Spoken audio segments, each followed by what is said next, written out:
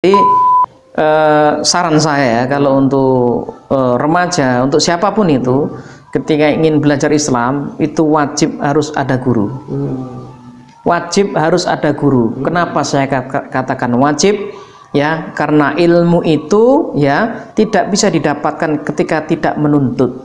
Andaikan ilmu, apalagi Islam ini ilmu yang luar biasa. Andaikan ilmu itu didapat tidak dituntut, ya tentulah para ulama dulu tidak menuntut. Karena mereka tuh ingatannya tajam, mereka tuh hafalan luar biasa, ya kan? Ya kita lihat sejarah Imam Syafi'i, ya itu luar biasa, menuntut terus, ya kan begitu. Rasulullah apakah menuntut? Iya, Rasulullah tuh dibimbing oleh malaikat Jibril, menuntut juga, ya walaupun memang Rasulullah tuh orang yang luar biasa, tapi tetap dalam bimbingan wahyu. Nah ini kalau Rasulullah jelas langsung Allah. Lah kita ini ya harus menuntut ada guru. Nah gunanya ada guru nanti adalah ketika kita mendapati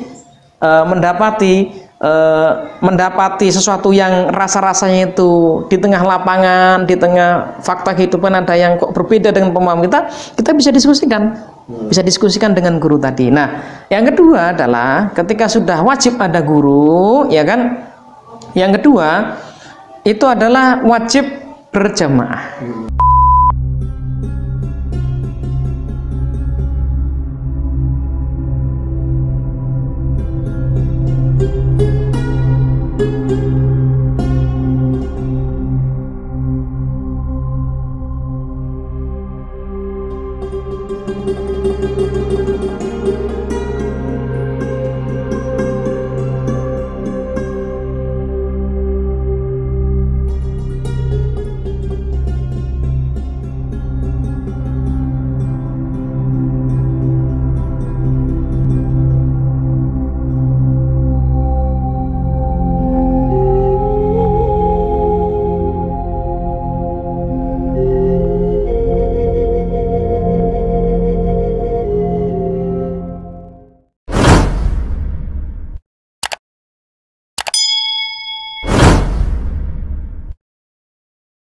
Lihat pesantren Mustofawiyah, ya waktu kita lagi bawa mobil disuruh berhenti, kenapa ribuan itu santri yang mau ke pesantren, pakai sorban, pakai ini, masya Allah, saya kok kepingin ya, padahal udah lulus STM itu, SMK itu, tapi cemana lagi kan gitu kan, ya saya kok kepingin belajar di pesantren, ya gitu, dan alhamdulillah itu rasa sudah saya dapatkan di perhalakohan ini. Saya rasa hidup saya itu di pesantren, ya kan begitu, dan saya bangga sekali, ya gitu Ustaz. Baik, luar biasa nih sahabat inspiratif remaja. Namun kita agak ulang sedikit nih pertanyaan Ustaz kita ini. Kita ini luar biasa, sangat memberikan jawaban yang berapi-api. Iya, betul. Semangat nih Ustaz. Iya. Baik Ustaz. Mungkin kita bertanya tentang keistiqomahan Ustadz nih. Iya. Jadi bagaimana Ustadz istiqomah dulu? Masya Allah, ya kan? ya. Supaya Ustadz itu belajar Islamnya memang betul-betul sampai bisa merubah kehidupan Ustadz. Betul. Ya. Jadi istiqomahnya kita ini satu karena kita mengikuti jemaah dakwah Ustadz. Ya istilah berjamaah, ya. Karena juga ada yang selalu mengingatkan kita Ustadz, ya kan. Ada yang selalu mengingatkan kita, ya. Ada yang selalu menegur kita ketika kita keluar rel, ya gitu. Nah itu salah satu yang saya rasakan, ya kita ini istiqomah. Karena istiqomah ini kalau sendiri, saya rasa juga berat Ustaz, berat sekali, ya kan, berat sekali. Ya kalau pas lagi ingat mati, ingat Allah, ya. Ya, tapi kan kita ini manusia kadang ingatnya banyak, ingat utang, ingat macam-macam, ya kan, ya kan. Terlebih lagi pergaulan luar biasa ini kan, ya kan. Nah, jadi itu kalau tidak ada yang mengingatkan, yang menasihati itu, waduh, udah lewat dah, ya kan. Makanya ketika kita berpikir tidak ikut jemaah dakwah itu, masya Allah entah jadi apa kita, ya kan. Nah begitu yang saya dapat itu yang pertama, ikut jemaah dakwah. Yang kedua adalah kita ini selalu diingatkan di jemaah dakwah adalah kematian. Bekal untuk akhirat. Itu yang menjadi apa ya, menjadi kita itu selalu berada, ya, ingin terus berada dalam kebaikan, ya. Dan mengingatkan di situ bukan hanya sekedar mengingatkan saja, tapi dengan bukti-bukti yang luar biasa. Terlebih lagi ketika di kajian kita ini dibuktikan bahwa Al-Quran dari Allah Subhanahu Wa Taala, tak bisa tidak. Ini bukti-buktinya sudah luar biasa, dan itu menambah lagi keyakinan kita ini. Oh iya, nanti ada hari akhirat. Oh iya, nanti ada yaumil mahsyar. Oh iya, nanti ada begini, dan itu betul dari kitab Allah Subhanahu Wa Taala. Dan di situ ya yang membuat kita ingin selalu berada dalam kebaikan. Ya. Terus yang ketiga adalah ketika saya itu membaca kisah Umar bin Khattab. Ya. Ini Umar bin Khattab yang betulan, bukan yang kaleng-kaleng ya. Jadi begini. Umar bin Khattab itu begitu luar biasa dulu memusuhi Islam, dan ketika beliau masuk Islam itu menjumpai Rasulullah, ya, menjumpai Rasulullah, masuk Islam, ya, dan itu ketika para sahabat yang lain tadi itu sembunyi keluar menyambut takbir, ya, ketika Umar bin Khattab masuk Islam, ya, ya, Umar bin Khattab lalu berkata, saya ini tirani, saya ini penghalang dakwah dulu. Ya kan, saya sudah ketinggalan dari kalian, ya, maka saya hari ini akan menjadi terdepan untuk Islam, ya kan begitu. Saya hari ini akan menjadi orang yang mengejar ketinggalan saya. Nah, ini yang menjadi seolah-olah terngiang dalam telinga saya.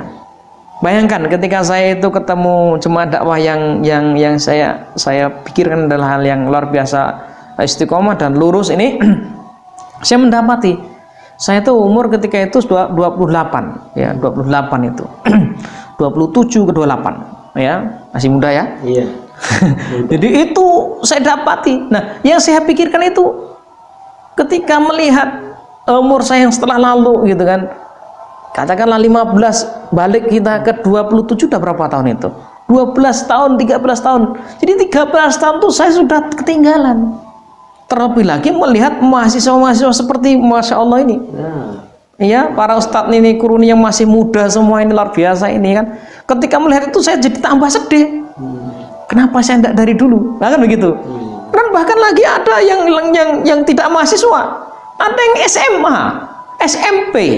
Ketika saya mengisi kajian SMA, SMP, dan dia luar biasa. Masya Allah, saya tuh rasa-rasanya ketinggalan. Jadi saya tuh apa gitu kan?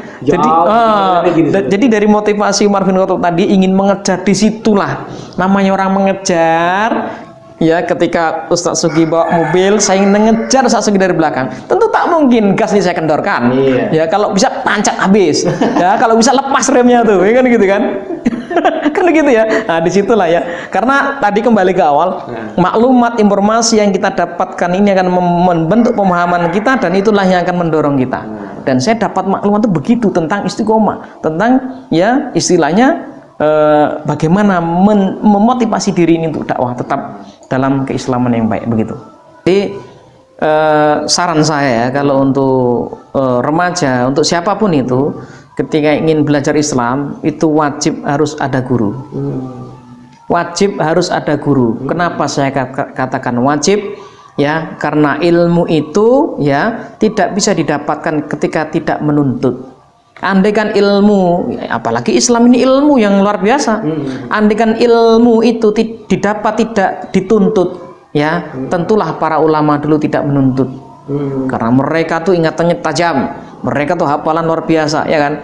Ya, kita lihat sejarah Imam Syafi'i, ya, itu luar biasa, menuntut terus, ya, ya kan begitu. Rasulullah apakah menuntut? Iya, Rasulullah itu dibimbing oleh malaikat Jibril, menuntut juga, ya, walaupun memang Rasulullah itu orang yang luar biasa, tapi tetap dalam bimbingan wahyu. Nah, ini kalau Rasulullah jelas langsung Allah. Lah kita ini ya harus menuntut ada guru. Nah, gunanya ada guru nanti adalah ketika kita mendapati sesuatu yang rasa-rasanya itu di tengah lapangan, di tengah fakta kehidupan ada yang kok berbeda dengan pemahaman kita bisa diskusikan dengan guru tadi. Nah, yang kedua adalah ketika sudah wajib ada guru, ya kan? Yang kedua itu adalah wajib berjamaah. Ya, wajib masuk dalam pergerakan dakwah, ya. Saya katakan wajib hari ini gitu. Saya katakan wajib. Kenapa? Karena begitulah Rasulullah dulu, ya. Untuk ini dalam konteks untuk kebangkitan Islam ya, Ustaz Sugi ya. Ya, ini adalah Rasulullah itu berjamaah. Karena dengan berjamaah kita bisa diorganisir. Ya. bisa diorganisir untuk mengembangkan opini, mengembangkan dakwah Islam. Kata Ali bin Abi Thalib, ya kan, apa? Siapa tahu Ali bin Abi Thalib itu adalah orang yang gudangnya ilmu, kata Rasulullah, ya. Bahwasanya kebaikan yang tidak terorganisir akan dikalahkan oleh keburukan yang terorganisir. Nah, bayangkan itu Imam Ali bin Abi Thalib, ya. Kebaikan yang tidak terorganisir akan terkalahkan oleh keburukan yang terorganisir, ya kan? Nah, organisir itulah jemaah, ya. Nah, kita paham hari ini keburukan itu terorganisir. Apa contoh terorganisir?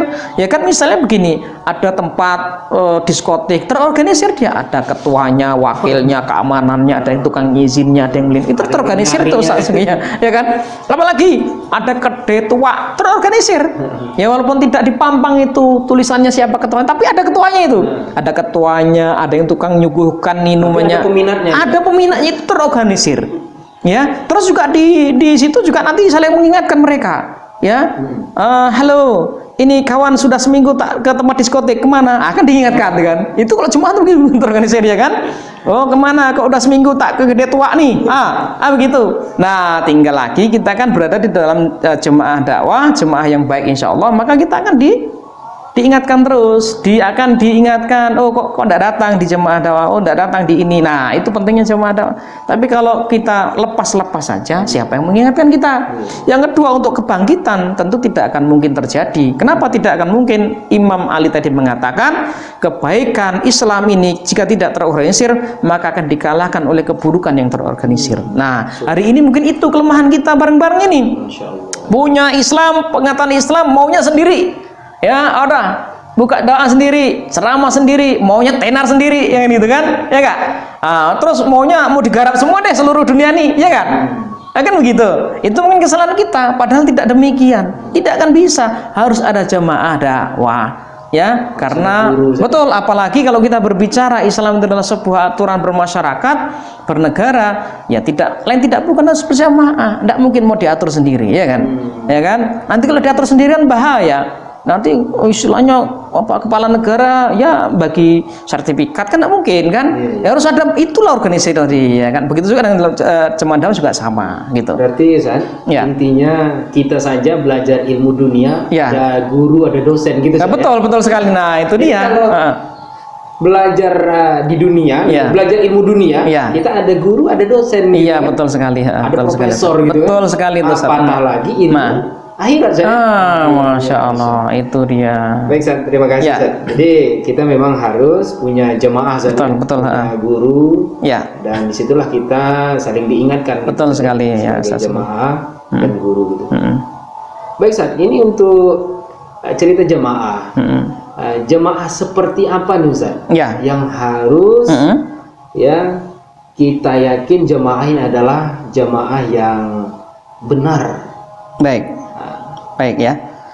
Jadi jemaah apa yang kita yakini bisa membangkitkan Islam? Ya, kalau benar memang hampir jemaah yang banyak macam itu kan benar. Ya, tapi kalau dalam konteks membangkitkan umat Islam seperti yang dahulu kala, ya, mempersatukan umat Islam, ini baru. Ya, jawabannya agak spesial, ya kan gitu, ya kan? Ya tentunya ikutilah jemaah dakwah, pergerakan dakwah, ya, yang di situ ikatannya dulu. Ikatannya itu adalah ikatan Islam. Islam itu maksudnya begini, ikatan yang usul, yang wajib dalam Islam, ya. Itu yang harus dikaji dulu. Kalau mereka mengatakan akidahnya apa, ya akidah Islam. Akidah Islam bagaimana, ya ini. Kan kadang-kadang kita mendapati ada kan sebuah pergerakan dakwah atau jemaah yang saya ini akidahnya ini, imam ini. Lah tentu yang lain gimana? Ya tidak mungkin kan, tidak akan mungkin bersatu kan. Padahal yang kita butuhkan kebangkitan Islam itu persatuan. Betul tidak? Nah, jadi gitu. Nah, saya akidahnya imam ini, ya tentu yang lain tidak akan ikut. Ya, tidak akan ikut membela. Ya, tidak akan ikut bersatu, ya Pak. Dan itulah konteks demikian tidak baik untuk kebangkitan persatuan umat Islam. Itu yang pertama, ya. Yang kedua, dengan jemaah bagaimana? Ya, jemaah dakwah atau pergerakan dakwah yang tadi masalah akidah sudah jelas, Islam ya mempersatukan, ya. Terus apa? berkenaan dengan amalan-amalan, ya, berkenaan dengan amalan-amalan atau syariat yang dilakukan oleh pergerakan dakwah tadi yang masih berbentuk kelompok yang terdiri dari individu-individu juga, itu tidak ikatannya tidak ikatan yang furu'iyah, ya, ikatannya harus yang wajib, begitu, tidak yang furu'iyah. Dalam konteks furu'iyah yang mungkin masih ada sebuah kelonggaran, ya kan begitu. Ya, jika kita mengikuti pergerakan dakwah yang ikatannya dalam amalan syariat tadi yang furu'iyah, yang khilafiyah, maka jelas untuk konteks kebangkitan akan sulit. Karena kebangkitan itu persatuan loh. Ya. Apa? Kan kita mendengar atau kita menyaksikan ada nih jemaah dakwah, pergerakan dakwah jemaah, ya, yang ikatannya dalam amalan syariat itu misalnya ya amalan kunut ini tentu yang lain tidak ikut. Terus saya tidak kunut, tentu yang kunut tidak ikut. Saya melihara misalnya ini, ya, yang lain yang tidak bagaimana, kan gitu, ya kan? Ya enggak? Padahal mereka juga punya dalil, mereka juga Islam juga, gitu loh. Nah, dalam konteks kebangkitan, ketika itu digunakan untuk mengikat amalan syariat mereka, ini akan sulit untuk kebangkitan. Maka carilah jemaah dakwah pergerakan yang tadi tidak menghargai khilafiyah. Menghargai khilafiyah. Khilafiyah itu maksudnya khilafiyah yang ada dalil dalam Islam, bukan asal khilafiyah. Ya kan? Nanti pas puasa Ramadan, ya kan? Oh, minum. Gimana tuh? Oh, khilafiyah ini boleh minum. Lah, enggak bisa. Yang wajib ya tetap wajib. Oh, iya. Yang sunnah, yang sunnah mubah makruh ini ya ada penghargaan, ada semacam inilah, yaitu kekuatan Anda ya silahkan. Tapi ya dalam hal wajib harus. Kan begitu. Nah, ketika ada jemaah dakwah begitu tadi, ya, amalan dakwah syariat begitu, maka itulah insya Allah yang mempersatukan. Kenapa? Ya, mengulang sirah nabawiyah tadi, Rasulullah itu juga begitu rupanya menyatukan para sahabatnya. Siapa yang bilang Umar sama Abu Bakar itu sama? Beda. Siapa yang bilang Umar dengan Abu Ubaidah al-Jarrah itu beda dalam beberapa hal? Itu khilafiyah. Tapi Rasulullah tidak mempersoalkan. Yang Rasulullah persoalkan adalah hal yang wajib. Dan itu untuk mengikat mereka. Hari ini itu yang harus kita gunakan seharusnya, ya, agar apa? Persatuan akidah, persatuan syariat tadi, persatuan Muslim itu akan terwujud, ya, begitu. Nah, gini, terkait dengan akidah, ya, itu tidak tawar-menawar. Betul sekali. Terkait dengan ibadah, ya, ya. Nah, di situ tadilah yang seharusnya setiap kita kaum muslimin itu menyadari akan hal-halnya ada furu'iyah dan cabang tadi. Nah, di situ betul sekali, ya, betul sekali. Furu'iyah gitu ya. Iya, betul sekali itu. Luar biasa. Kita memilih jemaah saja. Ya.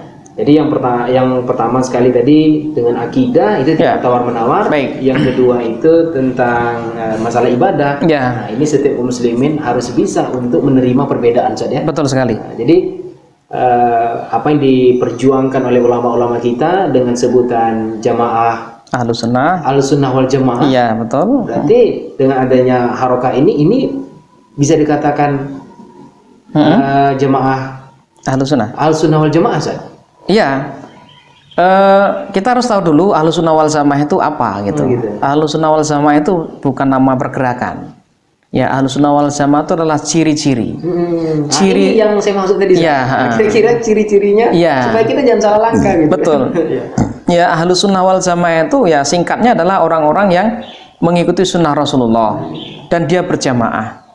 Ya, kalau nyendiri kayaknya kurang itu. Ya, kenapa demikian? Ini Ahlus Sunnah wal Jamaah ini timbul kalimat ini ketika sudah ya tahun-tahun ke 400 Hijriah. Ya, kenapa demikian? Ya, kalau kita kaji di kitab tentang asal usul tentang Ahlus Sunnah wal Jamaah ini kitabnya, ya, yaitu tahun 400-an Hijriah. Kenapa? Karena di situ terjadi orang-orang yang memalsukan hadis.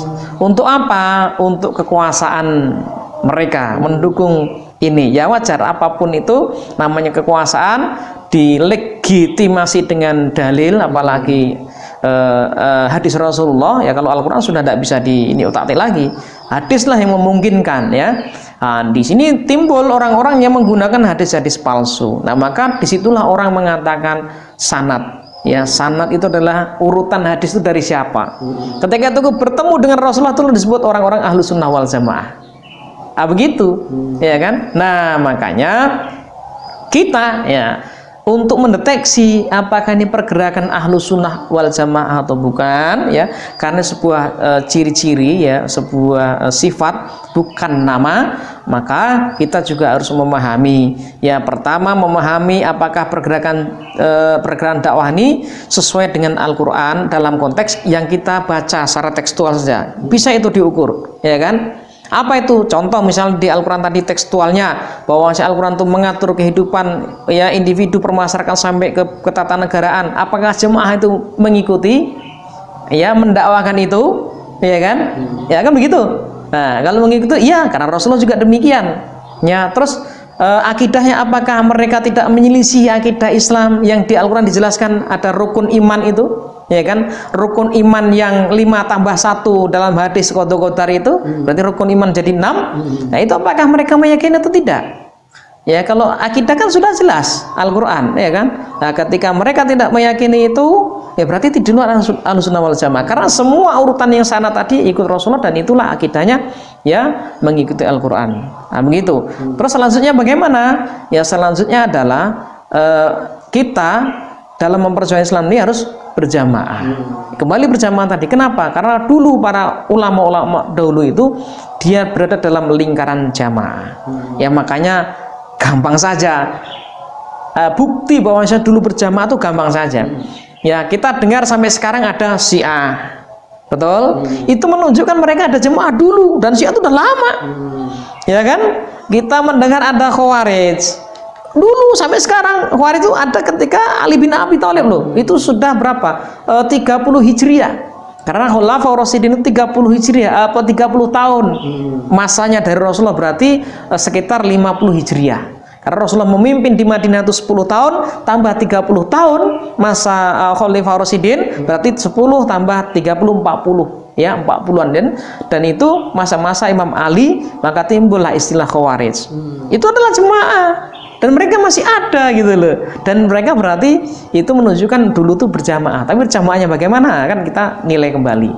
Apalagi misalnya jamaah, misalnya apa ya, Syiah tuh ada berapa cabang, itu juga menunjukkan eksis sampai sekarang mereka berjamaah. Artinya apa? Para pendahulu kita itu adalah berjamaah, ya. Bagaimana cara mencarinya tadi, ya kan? Ikuti, ya, wait and see, ya, lihat terus difikirkan dengan apa yang kita maklumat, terus berguru tadi, ya, mempunyai guru tadi, ya. Dan selanjutnya adalah jamaah dakwah tadi yang Ahlussunnah wal Jamaah tadi tidak mencemeh atau tidak menyingkirkan sahabat Rasulullah, ya, yang sudah dijamin oleh Allah Subhanahu wa taala, yang sudah diridhai Allah Subhanahu wa taala. Nah, terkadang kan, ya, karena misalnya ini dia mencemeh sahabat yang Rasulullah yang lain, ya, terlepas dari itu kesalahan apa kita tidak tahu, ya, itu urusan Allah dengan mereka, ya kan. Tapi urusan kita adalah mengikuti mereka sahabat Rasulullah tadi dalam hal menegakkan Al-Quran dan hadis. Gitu Ustaz Suki. Baik, terima kasih Ustaz. Ya. Kita kayaknya sudah di penghujung acara. Ya. Maka untuk itu ini Ustaz minta sedikit pesan-pesan untuk remaja, mahasiswa dan yang lihat channel ini. Iya, baik. Para remaja yang dimuliakan Allah Subhanahu wa taala dan tentunya para kita semua, ya, yang dimuliakan Allah Subhanahu wa taala, insyaallah, ya, kita ini hidup dunia ini adalah singgah, ya. Ketika singgah itu tentu kita perbekalan harus banyak karena ada waktu atau tempat yang tempat akhir kita, dan itu harus kita pahami, kita sadari. Dan bukti-bukti yang terbentang ini sebuah bukti yang tidak bisa dibantah bahwasanya alam semesta ini tidak kekal. Nah, di titik itulah kita harus memahami, ya, kita harus mengikuti pemikiran tersebut. Artinya apa? Kita harus mempersiapkan bekal kita untuk akhirat kita, ya. Dan menyiapkan bekal itu bukan hanya mempersiapkan ibadah-ibadah yang sifatnya ritual saja, ya. Yang ibadah sholat, puasa itu ritual, ya. Dalam Islam itu disebut ibadah adalah 24 jam. Artinya apa? Tak mungkin kita sholat 24 jam, tak mungkin puasa 24 jam. Berarti apa? Itu artinya Islam itu adalah agama yang paripurna, yang sempurna, ya. Ya, para ulama sudah menceramahkan bahwa Islam itu mengatur dari tidur ke tidur lagi, dari hal yang kecil di toilet, di WC sampai hal yang kenegaraan, dan itu adalah sebuah ajaran Islam. Maka kita harus wajib berusaha untuk masuk agama Islam secara kafah. Ya, jika tidak, tentulah kita akan celaka. Kenapa demikian? Banyak sekali sejarah sirah Rasulullah yang menerangkan bahwasanya orang-orang yang tidak masuk Islam secara kafah, orang-orang yang meninggalkan aturan Allah, yang menggunakan atau memakai aturan Allah sebagian dan meninggalkan yang sebagian, itu adalah orang-orang yang termasuk orang-orang yang celaka, dan itu sudah diceritakan di banyak ayat Al-Quran. Yaitu contoh yang terkenal adalah seperti contoh Bani Israel, contoh orang Yahudi dan Nasrani. Ya, tentu kita ini beda, ya, umat Islam itu beda. Dan hari ini catatan, hari ini sebenarnya adalah umat Rasulullah semuanya, ya. Umat Rasulullah Nabi Muhammad SAW.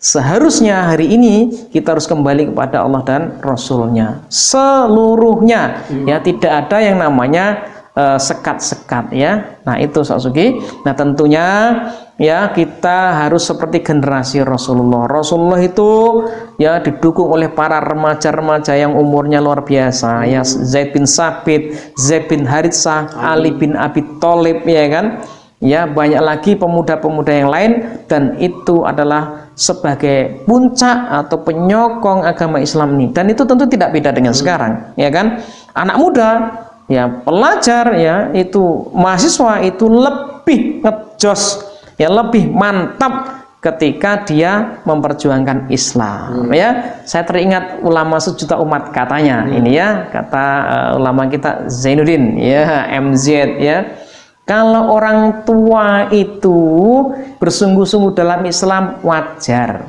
nah, besok mau mati, gitu, kan, gitu kan, ya. Tapi kalau anak muda bersungguh-sungguh dalam Islam, memperjuangkan Islam, itu baru mantap. Karena apa? Padahal di sisi mereka itu ada kemewahan, di sisi mereka itu ada kesenangan yang luar biasa. Internet, nongkrong di jembatan, apalagi, ya, kongko-kongko, ya, pacaran, ya, masih senang-senang demikian. Kok rela meninggalkan itu semua demi Islam? Masya Allah, itu insya Allah dapat surga, ya Allah, surga yang luasnya seluas langit dan bumi. Insya Allah itu lebih berkemungkinan, kesempatan lebih luas. Nah, begitu Satsuki, ya. Baik sahabat Inspiratif Remaja, kita berpisah ini karena waktu, ya kan. Alhamdulillah kita sudah panjang lebar bercerita dengan inspirator kita pada hari ini. Insya Allah nanti kita akan ada sesi lain, ya. Nah, karena saya perkenalkan saya perkenalkan karena inspirator kita pada hari ini, beliau adalah juga pembina remaja di sekitar komplek di Pandau ini. Nah, baik, betul Ustaz, ya? Yes. Nah, jadi terima kasih banyak Ustaz atas ilmunya dan kisah inspiratifnya pada hari ini, dan saya akhiri wabillahi taufiq wal hidayah. Assalamualaikum warahmatullahi wabarakatuh. Waalaikumsalam warahmatullahi wabarakatuh.